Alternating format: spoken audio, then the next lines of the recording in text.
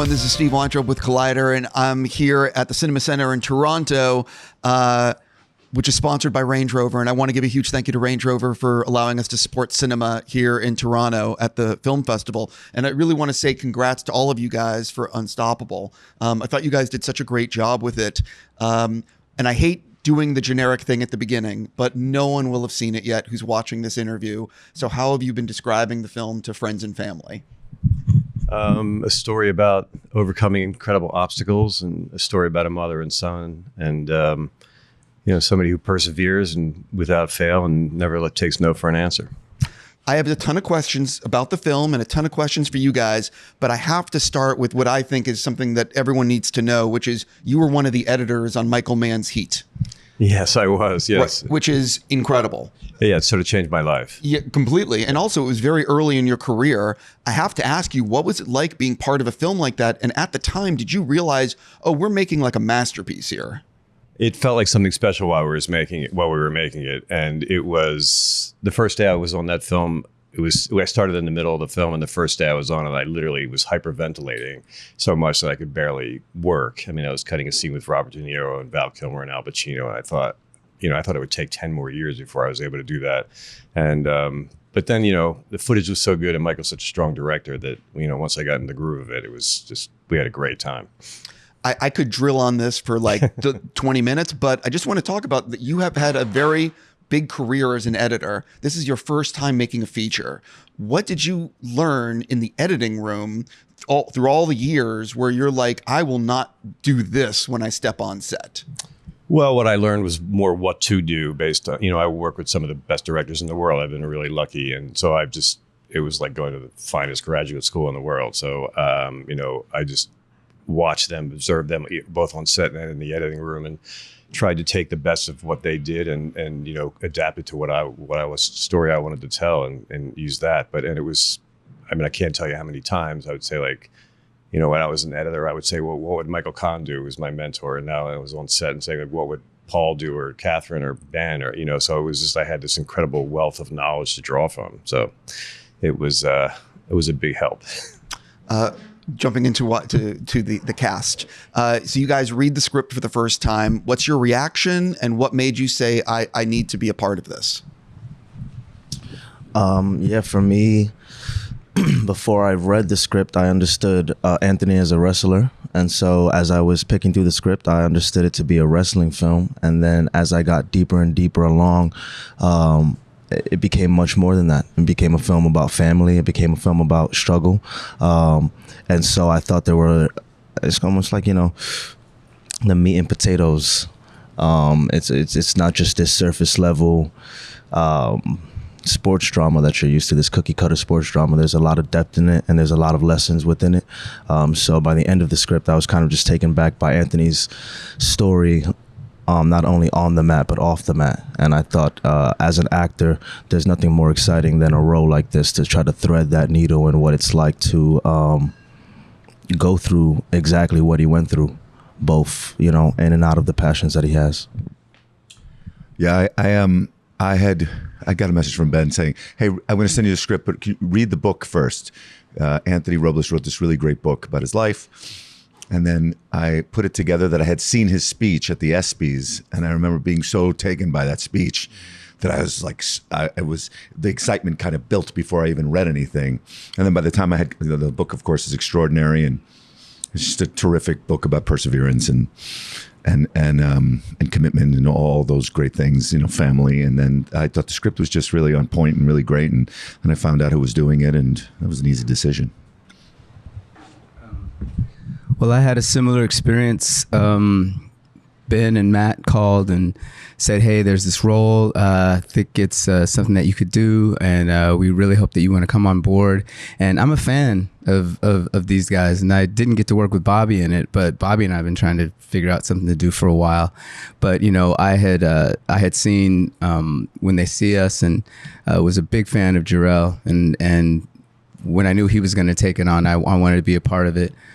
Billy was an X factor, but he was I mean, it's the truth. You never know. But his bona fides as an editor, and knowing that, 9 times out of 10, he's the guy that's making the movie at the end.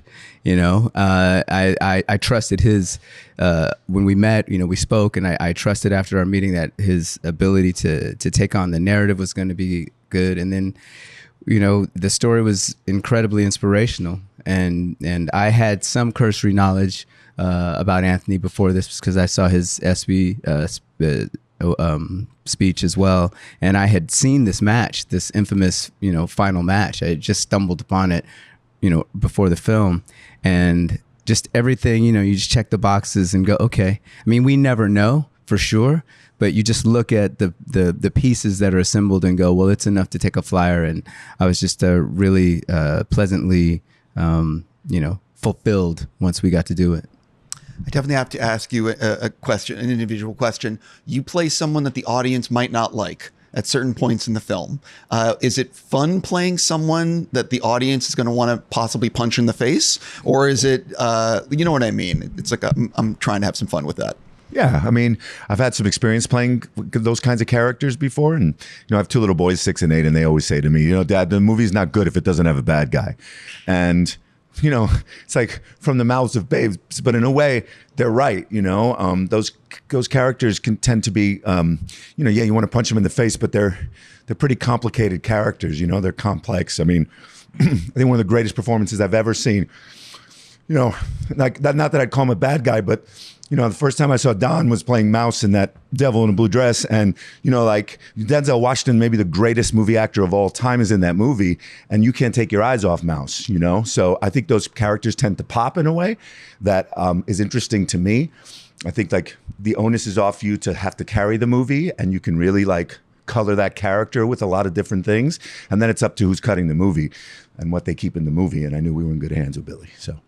And I think a humanizing part of that, to me, my favorite moment of your character is when you walk outside and you hear the family laughing, and it like sort of humanizes you in a moment. You're like, oh, okay, I get it. And when you mention in the car, like, it's more than I ever had, it's like, oh, this is a broken human being. And, You have that other moment in the hallway, too, after the fight, where you tell the kids to go to bed, and you kind of just put your hand on the wall, like you just kind of giving up. You hope that like they keep that in. That's directorial, though. That's where like Billy, who's done so many really great movies, he knows what he's doing, and so you just sit back and you just hope he's going to do the right thing, and he did, and and that gives the character some shades that kind of helps the audience be a little bit conflicted about how they feel about the guy.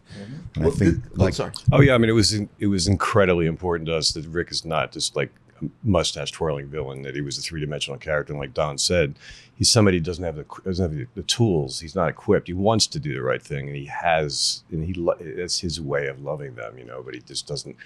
What my assumption was that he had a terrible childhood with bad parents himself, and he didn't learn how to be a fully rounded human being. And then that's what Bobby and I talked about. That's what Bobby and I talked about. Thank you. He's director, editor. Performer. That's what Bobby and I talked about at length, before we started shooting, and we were happy. I'm happy that people feel that way, because it was important that he's like a real human who's actually trying to do the right thing, but just doesn't have the equipment. Well, one of the reasons why I love talking about editing in all my interviews with directors is because literally 5 frames can make a huge difference on a character. Humanizing someone or not humanizing someone, or one. Anyway, I'm curious. You didn't edit this. I believe you hired an editor. What was it like for you after, like? Did you ever think about, do I want to edit this myself? Is it important to have an editor? And talk a little bit about how this film might have changed in the editing room in ways you didn't expect. Well, I did think about editing it, and I did do a little time behind the Avid, but my editor, Brett Reed, who used to be my assistant he worked with me for almost 25 years as a PA all the way up to my first assistant. And then he's been cutting on his own for several years. And I wanted somebody that I could trust, and I wanted somebody who would be completely honest with me. And if something was horrible, they would say, it's horrible, you got to do this again. I didn't want somebody to just shine me on and tell me it's great when it wasn't. So I knew he wouldn't, we have a relationship where we can be 100% honest without hurting each other's feelings. And, at the end of the day, every director is an editor. I mean, when you're working with a director as an editor, just because they don't have their hands on the machine doesn't mean they're not editing, and they're ultimately it's storytelling and how to portray that story in the best way possible.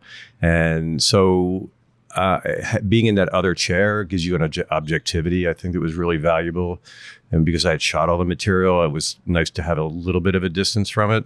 And he just did an extraordinary job. I mean, I remember watching the whole final, wrestling, the finals, senior year final wrestling, and all the way through the end of the movie. And I thought to myself when I first saw, well, this is going to take a lot of work and so be patient. It may not be in great shape. And I watched it and I was just in tears at the end. I mean, and just because of the movie, he did such beautiful work. And, it was a spectacular moment for me because I was like, okay, this movie's going to work. So, I was relieved and happy. I definitely have to talk about, a lot of people won't realize Anthony is in the movie. So talk a little bit about having Anthony's participation and filming those wrestling scenes, because they're very well shot. Well, we always wanted the audience to be down on the mat with him, so everything was shot handheld. The whole film was shot handheld.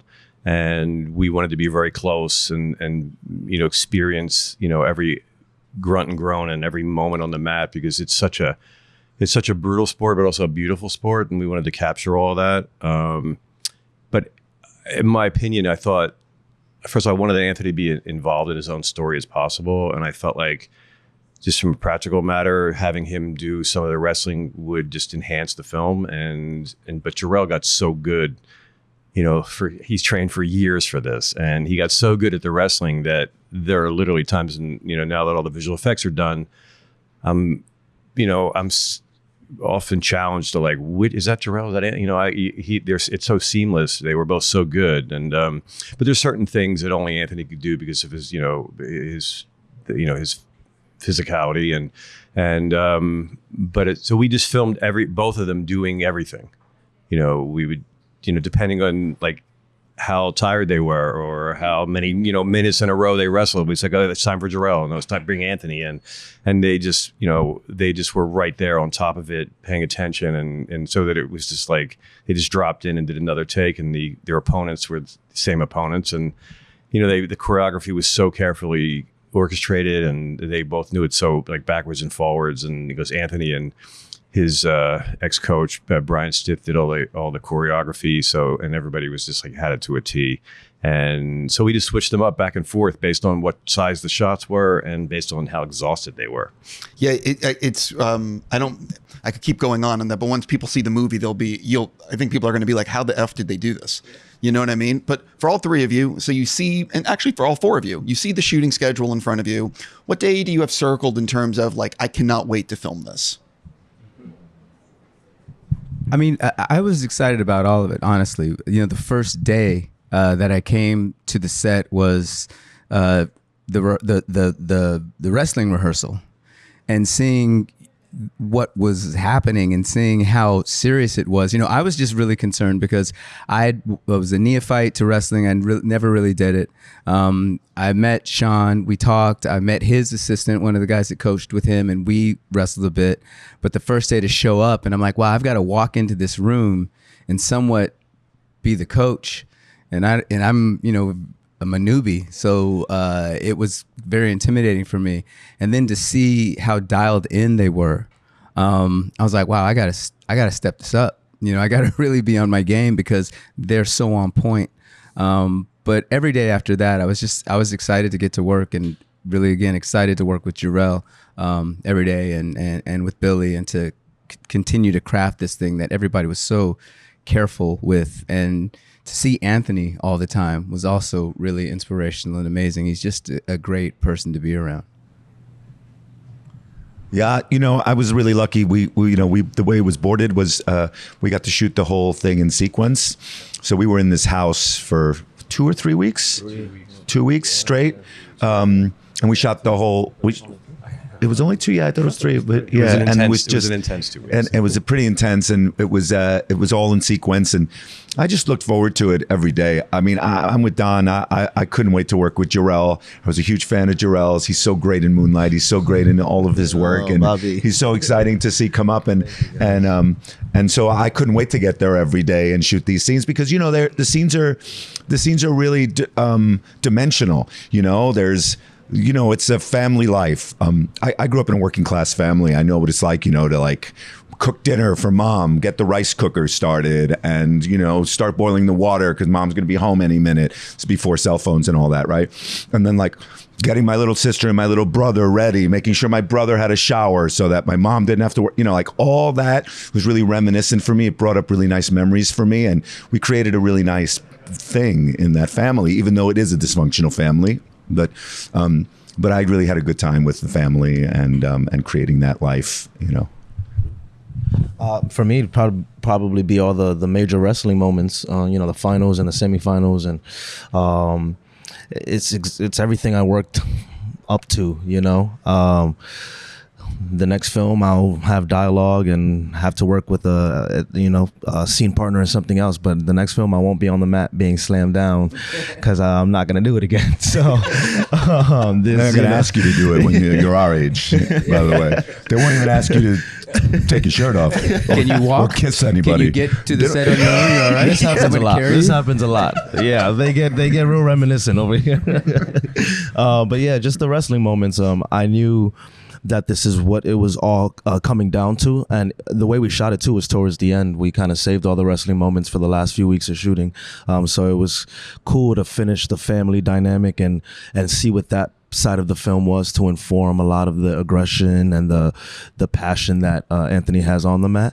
But it's also just a big kudos to the set designers and the production design. It was so real, to the point where Anthony and Judy stepped inside the arena and they got emotional and they started to cry, and they felt like they were actually in Philadelphia when we actually shot in Cali, in a college in Cali somewhere. And so just the level of detail and care to the authenticity of the story was so moving, and I think it inspired everybody on set. Because first of all, how often can you just sit in a huge arena and just look around like, hey, we're working in here? And we were there for day after day after day. So I remember being excited for those, and then when it came, it completely exceeded all my expectations. Interesting that none of his exciting moments at work had anything to do with you or me. No, No, he didn't mention either one of us. But I appreciate you guys for wanting to work with me. Well, kind of all the stuff he did on his own. Got a and list the of mat. actors I want to work with. Yeah, next question. Jesus. Yeah. Well, also we did all the wrestling. We did all the wrestling during the Christmas holidays. The way the schedule worked out. And I mean, we had Christmas Day and New Year's Day off, so we all spent the holidays together. And I think that had something to do with it. There was everybody gave up their holidays, gave up their vacations to finish the film, and there was sort of a feeling of like camaraderie and spirit, because I felt like anyway, because it was it was holiday season, and we were all there together, and it just felt like a family. We also were shooting in the top of the year, then the writer's strike happened, and we had to take a pause and kind of like wait in limbo. And I think that also brought us all together. And during that wait, because when we came back, we knew that we were finishing something even more important now, something that was unstoppable. Ha ha ha. You know what I'm saying? You see what I'm saying? Hey. I'm almost out of time, so I just, if you don't mind, I'm going to ask some individual questions. You get to voice, you get to be part of Spider-Verse. And what is that like? What does that actually mean to you? Because the films are so beloved and so successful. Let's start with you.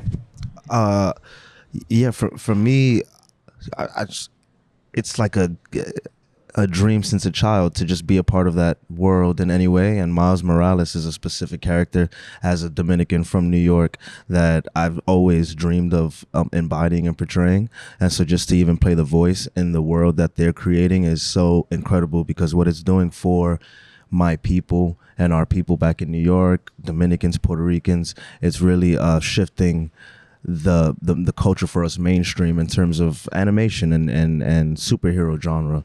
So for me to be a part of it is an honor. And, the films are incredible. Yeah, and they're also just kick-ass films. So I also now have some people are like, my son loves you, or my daughter loves you, and most of the stuff I've done have been very sad and for adults, and so it's cool to kind of expand the fan base a bit and kind of have kids like, oh my God, I love, even though they lying because they didn't see my face, so It's they all don't hype. know it was It's all me. hype. It's just word of mouth for these kids, but Yeah, they're trying to take they advantage in some way. for sure. They want my money. I could be wrong, but I read that you're working with Richard Linklater. Oh yeah, I just wrapped that. Yeah. Yeah, I am a huge fan of Richard Linklater. What can you tease about the project, and what was it like working with him? It was awesome. It's my second time working with him, and it's a movie called Blue Moon. It's about the the late Broadway songwriter Lorenz Hart, who was Richard Rodgers' partner. Richard Rodgers and Lorenz Hart wrote a bunch of Broadway shows, Pal Joey and Boys from Syracuse, a bunch of others, before they broke up. And Richard Rodgers went and partnered up with Oscar Hammerstein, and the rest was history. And Lorenz Tate died in the street in New York. He was an alcoholic, and he died pretty young. And the movie takes place on the night that Oklahoma opens. It takes place at the bar at Sardi's in one night. And Andrew Scott plays Oscar Hammerstein. Ethan Hawke plays Lorenz Hart. It's myself and Margaret Qualley. And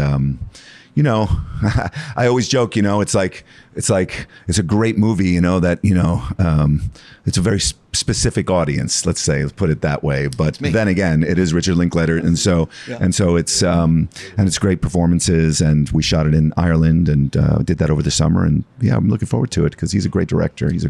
He is criminally underrated. Like he's like a true American artist. He totally is, and I don't think you'll ever have seen Ethan like this. It's an incredible performance. I can't wait for people to see it. Yeah, I will. The second I can see that film, I mean, I think that so many of his films are, as I said, are just so underrated. I definitely have to ask you an individual question, and I thought about what I wanted to ask because your resume is incredible, and I just decided I'm going to go with something in the future, which is, has anyone called you to save any dates next year for some Secret Wars movie? I'm not sure what you're talking about. Are you familiar with the Russo brothers? I've heard of one of them. Yeah, that's probably true. It's I've probably heard of a Anthony. Russo brother. Right. There are two? There, unfortunately, yes. I always thought it was just one guy bouncing around changing costumes. I can't talk about that stuff. Well, that's why you have to. Okay, I'll say this. When did you find out about Robert coming back, and what was your reaction for him playing Doom? I was like, what the fuck? I think that's exactly what I said. But everything is clay right now. They're rewriting, they're reworking, and so I honestly can't even tease anything because I don't Just know for when saying anything's that, going to fired. happen. I know the red dot.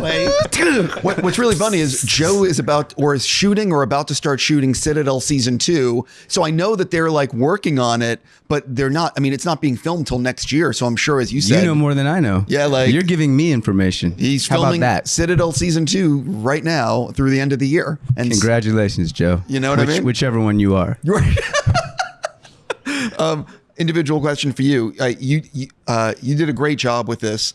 Are you already looking at other scripts? Are you you know what I mean? Like, are you thinking about, do I want to continue editing? Am I going to do that? And what are you thinking about for the future? Yeah, there is something with Artist Equity for hopefully next spring or this coming spring. And my plan is to try and do both. I love editing. I love the relationships I have with the directors I work with, and feel lucky to be able to work with these incredible artists. And like I said earlier, I learned so much from them. So I'm hoping to be able to flip back and forth. I don't know if that's my plan, and we'll see how it works. But yeah, I want to continue to direct and continue to edit. Are there parts for us? I mean, you're Always. talking about this just like we're not sitting here. It's just weird.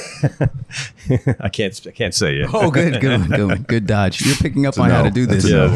That's a no. Just took That's from a you right solid away. no. I'm not allowed to say. So Right. He's also friends. I was going to make a bad joke. Listen, I really want to say congrats on the film. I have so many other things I'd love to talk about, but when the movie is coming out, seriously, congrats on being part of the Toronto Film Festival, and have a great fest. Thank you Thank very you. much. Thank you. Thank you.